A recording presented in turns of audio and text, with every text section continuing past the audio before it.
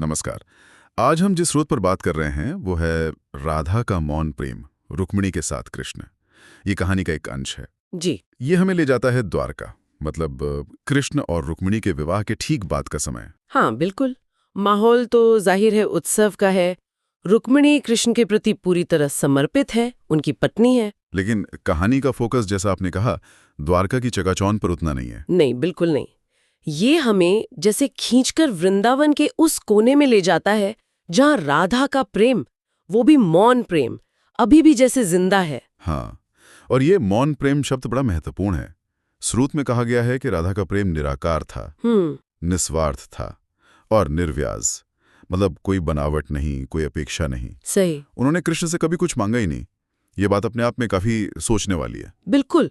और ये मौन प्रेम की अवधारणा इसीलिए दिलचस्प है क्योंकि स्रोत ये दिखाता है कि शारीरिक रूप से वो दूर थीं, वृंदावन में थीं, हाँ। पर कृष्ण के मन में, उनकी चेतना में वो हमेशा मौजूद रहीं। ये कोई लेन देन वाला रिश्ता नहीं था। सही कहा। एक गहरा अंदरूनी कनेक्शन था। बिल्कुल। और फिर कहानी में एक बड़ा दिलचस्प मोड़ आता है। हाँ। जब रुक्मिणी, जो कृष्ण की पत्नी है, जी। पूरी तरह समर्पित है, जी। वो खुद कृष्ण से एक सवाल पूछती है। वो जानना चाहती हैं प्रेम में पूर्णता क्या है। हाँ, ये सवाल अपने आप में बहुत कुछ कहता है ना, एक पत्नी का अपने पति से ये पूछना। और कृष्ण का जवाब वो तो और भी गहरा है।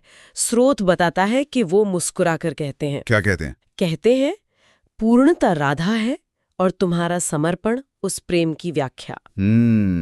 पूर्णता राधा है और तुम्हारा समर्पण उस प्रेम की व्याख्या। अच्छा, इस पर थोड़ा रुकना पड़ेगा। हाँ, बिल्कुल। पूर्णता राधा है, ये सुनने में तो बहुत सीधा लगता है।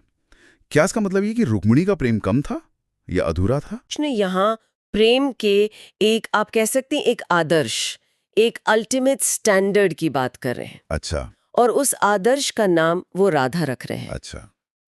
फिर वो कहते हैं कि तुम्हारा समर्पण, यानी रुक्मिणी का जो सेवा भाव है, हाँ। जो निष्ठा है, हाँ। वो उस आदर्श प्रेम को समझने का, उसे दुनिया के सामने रखने का, या कह लें उसकी व्याख्या, उसका इंटरप्रिटेशन करने का एक तरीका है। अच्छा।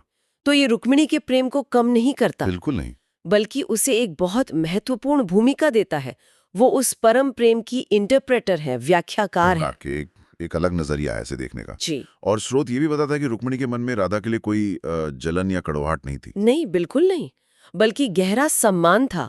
वो समझती थी कि कृष्ण के मन में राधा का क्या स्थान है, भले ही वो शब्दों में बयान न किया जा सके। और इसी समझ का सबूत है वो पत्र जिसका जिक्र स्रोत में है। हाँ, वो पत्र जो रुक्मिणी राधा को भेजती हैं, उसका सार बहुत महत्वपूर्ण है।